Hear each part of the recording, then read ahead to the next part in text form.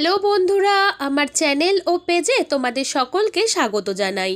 আজ আমি তোমাদের সাথে শেয়ার করতে চলে এসেছি মুসুর ডালের একটা ভিন্ন স্বাদের রেসিপি, যার নাম হলো গন্ধরাজ ডাল।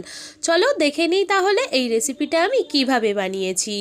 রেসিপিটি বানানোর জন্য প্রথমেই একটা পাত্রে কিছুটা জল ফুটিয়ে নিয়েছি।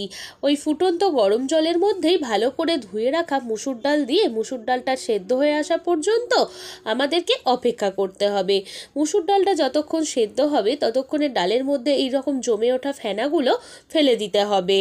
ডালটা ফুটে কিছুটা সিদ্ধ হয়ে আসলে এর মধ্যে দিয়ে দেব দুটো গোটা কাঁচা লঙ্কা আর পরিমাণ মতো নুন। এখানে কাঁচা লঙ্কার পরিমাণটা তোমরা যারা যেরকম ঝাল খাও সেই অনুযায়ী দিতে পারো। এরপর ডালটা 80% মতো সিদ্ধ হয়ে এলে এর মধ্যে দিয়ে দেব পরিমাণ মতো হলুদ ও অল্প কাঁচা সর্ষের তেল দিয়ে ভালো করে সমস্ত উপকরণ মিশিয়ে দিয়ে আরও কিছুক্ষণ ফুটিয়ে নেব। এখন তোমরা দেখতেই পাচ্ছ আমার ডালটা পুরোপুরি সেদ্ধ হয়ে গেছে। এইভাবে খুন্তি বা হাতার সাহায্যে একটু ম্যাশড করে দেবে। এরপর একটা কড়াইতে পরিমাণ মতো সর্ষের তেল গরম করে নিয়ে ফোড়ন হিসেবে দিয়ে দিলাম কালো সর্ষে ও দুটো শুকনো লঙ্কা। শুকনো লঙ্কাটা আমি একটু কেটে দিয়েছি দুই ভাগে, আর ফোড়ন হিসেবে তোমরা কালো সর্ষেই ব্যবহার করবে, কারণ ফোড়নের জন্য সাদা সর্ষের চেয়ে কালো সর্ষের ফ্লেভারটা বেশি ভালো। সর্ষেগুলো ভাজা হয়ে ফাটতে শুরু করলে এর মধ্যে সামান্য পরিমাণ হলুদ দিয়ে ভালো করে নেড়ে চেড়ে সিদ্ধ করে রাখা ডালটা ঢেলে দিতে হবে। ডালটা ঢেলে দিয়ে কিছুক্ষণ ফুটিয়ে নিতে হবে। একঘেয়ে মুসুর ডালের স্বাদ বদলাতে তোমরাও বাড়িতে এই ডালটা অবশ্যই ট্রাই করতে পারো। এই ডালটা আমাদের পাতলা খেতে একদম ভালো লাগে না, একটু ঘন ঘনই ভালো লাগে।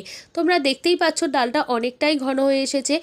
এই পর্যায়ে এর মধ্যে দিয়ে দিলাম আরও সামান্য পরিমাণ নুন আর কয়েকটা চিনির দানা দিয়ে গ্যাসের ফ্লেমটা অফ করে দিয়ে দেবো এর মধ্যে একটা গন্ধরাজ লেবুর রস। মানে একটা কথা বলে রাখি, ডালের লেবুর রসটা দেওয়ার সময় গ্যাসের ফ্লেমটা কিন্তু অফ করে দিতে হবে।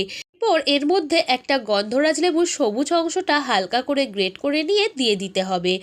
গ্রেট করার সময় একটা জিনিস মাথায় রাখতে হবে, শুধুমাত্র সবুজ অংশটাই যাতে গ্রেটারের মধ্যে গ্রেট হয়, সাদা অংশটা কিন্তু গ্রেট করে দেওয়া যাবে না। এখানে একটা কথা বলে রাখি, তোমাদের কাছে যদি গন্ধরাজ লেবুর পাতা অ্যাভেলেবেল থাকে তাহলেও তোমরা গন্ধরাজ লেবুর জেস্টের বদলে ব্যবহার করতে পারো। সমস্ত উপকরণ ভালো করে মিশিয়ে কিছুক্ষণ ঢাকনা দিয়ে রেখে দিতে হবে, যাতে গন্ধরাজের ফ্লেভারটা ডালের সাথে ভালো করে মিশে যায়। আমাদের আজকের রেসিপি পরিবেশনের জন্য একদম তৈরি।